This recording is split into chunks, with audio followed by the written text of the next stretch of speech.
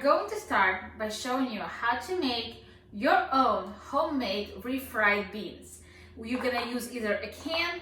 I just have some about the equivalent of a can that just have leftovers that I made a while ago that are boiled.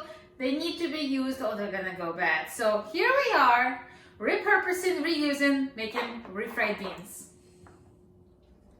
So first, we started with having a pot in a little bit of an over medium temperature. We're gonna put just a teeny bit of olive oil, not even a tablespoon, kind of like a teaspoon and a half-ish. Here I have pinto beans that I've boiled. They are pretty wet, which is fine. I did not like drain them all the way. And they're gonna just go straight in here. This is, I would say about a cup and a half, or about what your can would have. I can hear the cooking noises. Here I have about half a cup of water. I'm gonna add it little by little. I might not need the whole thing. And I am gonna raise the temperature. Next thing I'm going to do is I'm going to add spices, and I hope you remember how I like to spice. Yeah, measuring, right? Teaspoon of garlic. Just a little bit of oregano. I call it 2 pinches. Just a little bit of salt. Not even an 1/8 of a teaspoon. We are going to taste it again just to see how it's going to be. Just mix it in. And here we have my new favorite spice I add to many things is cumin. Let's try it this way. About a teaspoon. That's it. I'm going to let it cook for about 30 seconds. I'll be back. It smells really good already. So next thing you see is bubbles. It's really bubbling here because it is a medium high. You just get a potato masher and just go to town.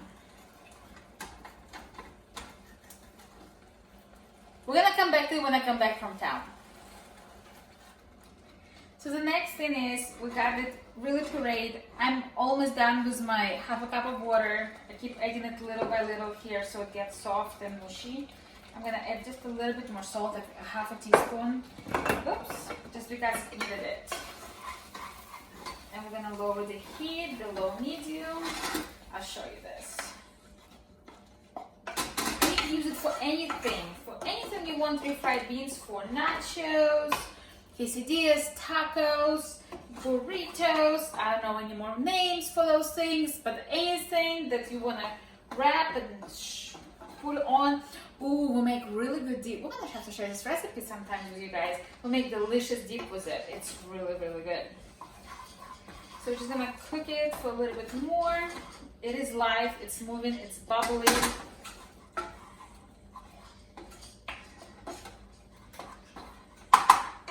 I hate to tell you, but this is it. This is all we need. We don't need to make it darker, we don't need to fry it longer.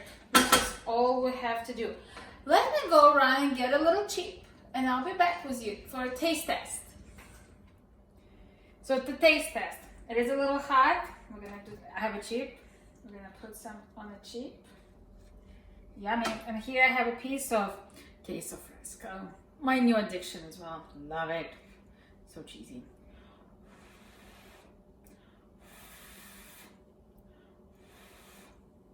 It smells amazing.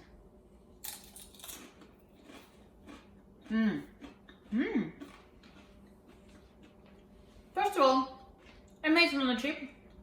Even better with the cheese.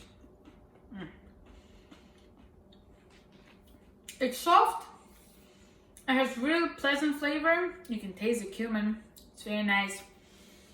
It's creamy. It's there. It has a little texture still, so it's not all ugh. It's not gonna be fatty like you see it in a can and you open it, there's all kinds of unknown consistency stuff on it. No, this is all the ingredients that was in it, and you know it now. If you use canned beans, do not forget to rinse them out. I forgot to tell you. We just boiled our own. This is amazing. This is delicious. Just follow the packet that says on the beans how to cook them, and that's all you need. This is really good. We are probably maybe gonna make some quesadillas with it because this is just too good not to be used right away for dinner. I'm Zhenya, this is Zhenya's Kitchen, and this is my take on the refried beans.